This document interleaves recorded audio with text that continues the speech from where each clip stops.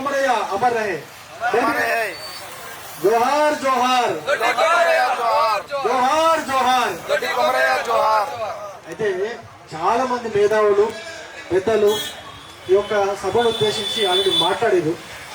ఈ యొక్క సభ జరపడానికి ముఖ్య కారకులైనటువంటి దొడ్డి శ్రీనాథ్ కావచ్చు, ఆయన టీం కావచ్చు, వాళ్ళందరికీ కూడా అభినందనలు తెలియజేస్తూ కొన్ని విషయాలు నేను చెప్పదలుచుకున్నా. ఎమ్మెల్సీ అంటే మెంబర్ ఇన్ లెజిస్లేటివ్ కౌన్సిల్, అంటే దాని తెలుగులో కూడా పెద్దల సభ అంటారు. ఏమంటారు? పెద్దల సభ. మన యొక్క కుటుంబ సంఘం మాజీ అధ్యక్షుడు, ఇప్పుడు అధ్యక్షుడు కాదు ఆయన అన్న, మళ్ళీ చెప్పినాడు, ఇప్పుడు అధ్యక్షుడు కాదు, మాజీ అధ్యక్షుడు ఎమ్మెల్సీగా పోయిన టర్మ్ లో ఉన్నాడు, ఈ టర్మ్ లో కాంగ్రెస్ పార్టీలో జాయిన్ అయ్యాడు. పెద్దల సభలో ఉన్నటువంటి ఒక వ్యక్తి, ఆయన ఆలోచనలు కూడా పెద్దగా ఉండాలా, ఉన్నతమైనవి ఉండాలా. కొన్ని ఎగ్జాంపుల్ చెప్తా, ఉన్నతంగా ఏ విధంగా ఉండాలంటే, ఆయన ఒక కులాన్ని రిప్రజెంట్ చేస్తున్నాడు. తెలంగాణ రాష్ట్రంలో అతిపెద్ద కులమైనటువంటి కుర్మ కులాన్ని రిప్రజెంట్ చేస్తూ ఈ యొక్క కులం యొక్క వెనుకబాటుతనం గురించి, ఈ కులంలో ఉన్నటువంటి యువకులను వృత్తిలోకి ఏ విధంగా తీసుకొని రావాలి, ఈ కులంలో ఉన్నటువంటి నాయకుల యొక్క రిప్రజెంటేషన్ శాసనసభలో కావచ్చు, మండలిలో కావచ్చు, మున్సిపాలిటీలో కావచ్చు, సర్పంచ్ స్థాయిలో వరకు కూడా ఏ విధంగా మన యొక్క రాజకీయ భాగస్వామ్యాన్ని పెంచాలి అనే ఒక ఆలోచన ఆ అధ్యక్షుడికి ఉండాలా, ఆ ఎమ్మెల్సీకి ఉండాలా. ఈ యొక్క ఎమ్మెల్సీ నాకు తెలిసి సరే ఆ ఓటు వాడతో వాడల్లో వాడదు తెలియదు, కానీ ఒక అంగుటా చాప్ ఎమ్మెల్సీ, చదువురానిటువంటి ఎమ్మెల్సీ, ఏక మల్లేశ ఎమ్మెల్సీ, పాతి పెడితే 6 రోజుల గుంత అవసరం, 5 రోజుల గుంతలో చాలు, 5 రోజుల గుంతలో పాతి పెడితే సరిపోతుంది. అటువంటి వ్యక్తి, అరే ఏం ఆలోచనలు ఉన్నారే నీకు? ఒక 1000 మంది ఐపీఎస్ ని తయారు చేయాలని ఆలోచన ఎప్పుడైనా పెట్టుకున్నావా నువ్వు? ఒక 1000 మంది ఐఏఎస్ లను తయారు చేయాలని ఆలోచన ఎప్పుడైనా పెట్టుకున్నావా నువ్వు? ఒక 10,000 మంది టీచర్లను తయారు చేయాలని ఆలోచన ఎప్పుడైనా పెట్టుకున్నావా? ఒక 10,000 మంది ఎస్ఐలని తయారు చేయాలని ఆలోచన ఎప్పుడైనా పెట్టుకున్నావా? ఒక 20,000 మంది కనీస కానిస్టేబుల్లను తయారు చేయాలని మన కులం నుంచి ఆలోచన ఎప్పుడైనా నీ దిమాగ్ వచ్చిందా? మిస్టర్ ఎమ్మెల్సీ ఎగ్గమల్లేశం, మీరు చెప్పాలా? అరే మనకు అటువంటి ఆలోచన ఉన్నటువంటి వ్యక్తులు 100 మంది ఉన్నారు మన సమాజంలో, కొన్ని 100 మంది ఉన్నారు. మనకు లేదల్లా ఒకటే, మనకు విల్ పవర్ లేకుండే, మనకు వసతులు లేకుండే, మనకు ఇటువంటి భవనాలు లేకుండే, మనకు విద్య చెప్పేటువంటి టీచర్లు, ఉపాధ్యాయులు మనకు లేకుండే. ఇప్పుడున్న సమాజంలో అందరూ ఉన్నారు, ఆఖరికి మనకు కావాల్సినటువంటి భవనం కూడా ఉన్నది. అరే దిమాగ్ లేని యజ్ఞమల్లేశం ఇదే భవనంలో ఒక 10,000 మందికి కుటుంబ కులస్తులకు, యువకులకు, వాళ్ళకు ఒక ఐఏఎస్ తయారు చేయడానికి, ఒక అజ్జయ్, ఒక ఐపీఎస్ తయారు చేయడానికి ఏర్పాట్లు చేయి. అరే కాంపిటేటివ్ ఎగ్జామ్స్ అయితేనే ఉంటాయి ప్రతిసారి, గవర్నమెంట్ ఉద్యోగాలకు సంబంధించిన నోటిఫికేషన్లు పడుతూనే ఉంటాయి ప్రతిసారి. 30,000 ఉద్యోగాలు, 40,000 ఉద్యోగాలు, 50,000 ఉద్యోగాలకి నోటిఫికేషన్లు పడుతూనే ఉంటాయి. ఆ కాంపిటేటివ్ ఎగ్జామ్స్ ప్రిపేర్ కావడానికి హైదరాబాద్ కు వచ్చి తిండి లేక, ఉండడానికి షెల్టర్ లేక ఎంతో మంది కులస్తులు పిల్లలు ఇబ్బందులు పడుతున్నారు. వాళ్ళకు కావాల్సినట్టుగా ఏర్పాటు చేయ ఆత్మగౌరవ భవనంలో. అటువంటి ఆలోచన లేదా నీకు? ఏం ఆలోచన రా? సారీ నేను రాని మాట్లాడుతున్నా, వాడికి అంత డిజర్వ్ ఫర్ దట్. ఆయన అంతకంటే మర్యాద ఇచ్చి వేస్ట్.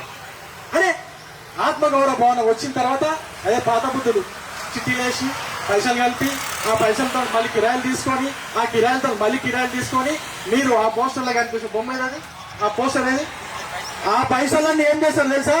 ఆ పోస్టర్ లో ఉన్న ఈ 10 మందే, ఇగో ఈ 10 మందే వడ్డీలకు తీసుకుంటారు. 1 రూపాయి వడ్డీ, 2 రూపాయలు వడ్డీ, వడ్డీలకు తీసుకొని వాళ్ళ వ్యాపారాల్లో పెట్టుకొని వాళ్ళ పైసలు సంపాదించి వాళ్ళు పెద్దగా అవుతారు. కానీ గ్రామాల్లో ఉన్నటువంటి కనీస చదువుకు నోచుకున్నటువంటి, కనీస తిండికి నోచుకున్నటువంటి కుటుంబ కులస్తుల యువతకు కావచ్చు, విద్యార్థులకు కావచ్చు, ఈ పైసా ఎక్కడ కూడా ఉపయోగపడదు. గుర్తించుకోండి మీరంతా, ఈ పైసా ఉపయోగపడదు.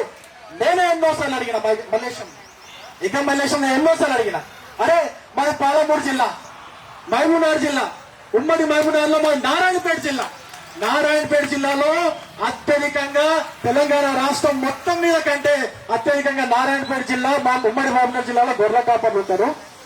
అలా పిల్లలకి చదువులు చెప్పుకోవడానికి వాళ్ళు ఎక్కడెక్కడో తిప్పలు పడుతుంటారు. అక్కడ గవర్నమెంట్ స్కూళ్లలో ప్రాథమిక విద్యలో, ఉన్నత విద్యలో చదువుకొని ఉన్నత చదువుల కోసం హైదరాబాద్కి వస్తారు. హైదరాబాద్ లో వరకు వసతి ఉండదు. అరే ఒక్క సీట్ ఇవ్వయా బాబు అంటే ఫుల్ అయిపోయినాయి. పైసలు కట్టే ఉండమను. ఇది ఆన్సర్ ఇస్తాడు ఆయన.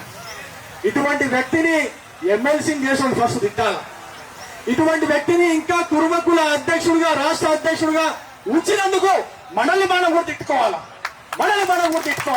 ఎన్ని సంవత్సరాలు ఉంటాడు ఆ దరిద్రుడు, చదువురాని విధవ. వాడు వచ్చి కురుమకుల సంఘాన్ని రిప్రజెంట్ చేస్తాడా? అరే 30 లక్షల జనాభా, ఎంత లేదన్నా 1,00,000 మంది విద్యార్థులు ఉంటారు. మన వాళ్ళు 1,00,000 మంది పైగా విద్యార్థులు ఉంటారు. అరే ఒక 10,000 మందికి నీ ఆత్మగౌరవ భవనంలో ఈ చోటి చదువుకుంటారు.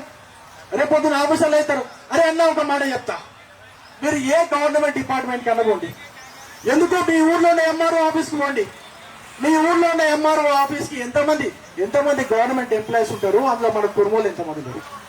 మీ ఊర్లో ఉన్న పోలీస్ స్టేషన్కి పోండి, ఆ పోలీస్ స్టేషన్ లో ఎంతమంది కానిస్టేబుల్ ఉన్నారు, 4-5 ఎస్ఐలు ఉంటారు, ఒక సర్కిల్ ఇన్స్పెక్టర్ ఉంటారు, అందులో కుటుంబాలు ఎంతో లెక్క పెట్టండి. అట్లనే మీరు జిల్లా కలెక్టర్ ఆఫీస్కి పోండి, జిల్లా కలెక్టర్ ఆఫీస్ లో ఎంతమంది ఎంప్లాయీస్ ఉంటారో లెక్క పెట్టండి, ఆ ఎంప్లాయీస్ లో ఎంతమంది కుటుంబాలు లెక్క పెట్టండి. ఎట్ ది సేమ్ టైం జనాభా నిష్పత్తి ప్రకారం మన కుటుంబాలు ఎంతమంది లెక్క పెట్టండి.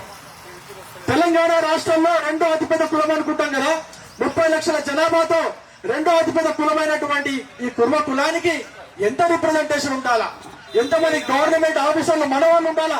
ఎంతమంది గవర్నమెంట్ అధికారులు మన వాళ్ళు ఉండాలా? అంతమంది ఉన్నారా? అంతమంది లేనని నీకు తెలిసినప్పుడు అంతమందిని తయారు చేయాల్సినటువంటి లక్ష్యాన్ని పెట్టుకొని ముందుకు పోవాల్సిన ఆలోచన నీకు ఉండాలి కదా. ఎందుకు నీకు అటువంటి ఆలోచన లేదు? అటువంటి ఆలోచన చేయకుండా కిరాయికి చేయాలా, రూపాయి వడ్డీకి, ఆటోల వడ్డీకి తీసుకోవాలి, తిప్పాలి. ఏమైతుంది? ఇంతకుముందు మన్సూరాబాద్ అనుకుంటా, మా ఆయన చెప్తా 20 ఏళ్ల క్రితం మన్సూరాబాద్ ఒకసారి పోయినా, దాని తర్వాత వచ్చి అది ఏడున్నో తెలియదు, దాని పరిస్థితి ఎక్కడున్నా లెక్కలు తెలియదు, పత్రం తెలియదు. నేను ఇంకో విషయం కూడా చెప్తున్నా, గవర్నమెంట్ అనేది అది టీఆర్ఎస్ గవర్నమెంట్, అంతకు టీఆర్ఎస్ గవర్నమెంట్ కావచ్చు, ఇప్పుడున్న కాంగ్రెస్ గవర్నమెంట్ కావచ్చు, ఏదైనా కానీ ప్రభుత్వం అనేది కంటిన్యూస్ ప్రాసెస్. ప్రభుత్వం తను ఇచ్చినటువంటి జీవోలో చాలా స్పష్టంగా చెప్పింది, ఏదైతే బీసీ 41 కులాలకి కుర్మ ఆత్మగౌరవ భవనం మనకు కూడా ఇచ్చిందో, దాంతో పాటు ప్రతి ఒక్క కుర్మ ఆత్మ భవనానికి ఇస్తున్నామో ఆ కుల సంఘాలకు సంబంధించిన అన్ని సంఘాలను కలుపుకొని, ఒక ట్రస్ట్ ఏర్పాటు చేసి, ఆ ట్రస్ట్ ద్వారా ఈ యొక్క కుర్మ ఆత్మ గౌరవ భవనంలో మీ యొక్క కార్యక్రమాలు నడిపించుకోవాలా, మీ కులానికి మీకు కావలసినటువంటి పనులు చేసుకోవాలా, మీ కుల వృత్తికి కావలసిన పనులు చేసుకోవాలా, ముఖ్యంగా మీ కులంలో ఉన్నటువంటి యువతకు విద్యను అందించండి, వాళ్ళని ఒక ఉన్నత స్థాయి వ్యక్తులుగా తయారు చేయడం చెప్పేసి ఈ యొక్క ప్రభుత్వం ఉద్దేశంతో ఆ భవనాన్ని ఇస్తే, ఆ ట్రస్ట్ ఎక్కడ ఏర్పాటు చేశారు. ఆ ట్రస్ట్ మా పాలమూరు కుల సంఘం ఉన్నది, మరి మా అధ్యక్షుడు కిషన్ కూడా ఉన్నాడు.